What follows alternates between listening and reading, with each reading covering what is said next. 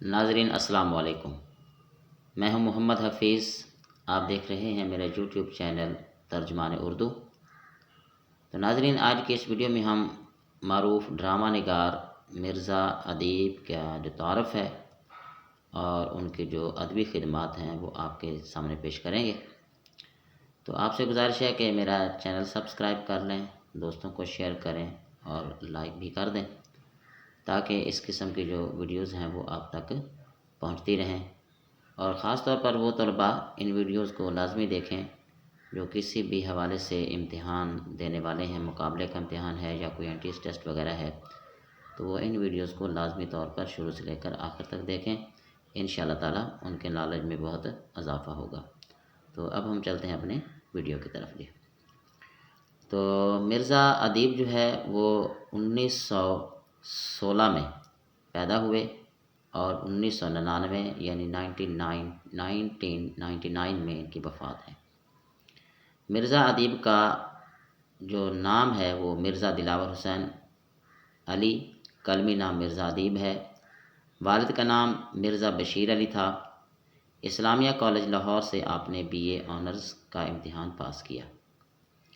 طالب علم کے زمانے ہی سے آپ کو لکھنے لکھانے کا شوق تھا، اس لیے مختلف رسائل میں مضامین لکھے۔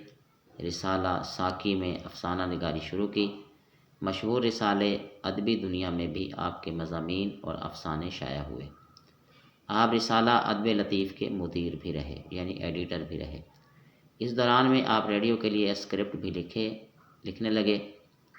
ایک ایکٹ کے ڈرامے لکھنے میں انہیں بڑی مہارت حاصل تھی۔ آپ کی شہرت کی ایک وجہ آپ کی کتاب صحرا نورد کے خطوط بھی ہے۔ جنگل، کمبل، خاک نشیں، ناخن کا قرض، مٹی کا دیا، صحرا نورد کے رومان، آنسو اور ستارے، شیشہ میرے سنگ، فنکار، خوابوں کے مسافر، ستون، لہو اور قالین اور پس پردہ، فصیل شب، شیشے کی دیوار اور ماموں جان آپ کی مشہور تخلیقات ہیں۔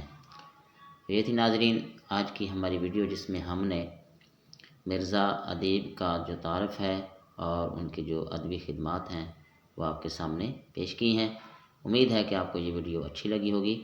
اگلی ویڈیو تک کے لیے اجازت دیجیے۔ السلام علیکم۔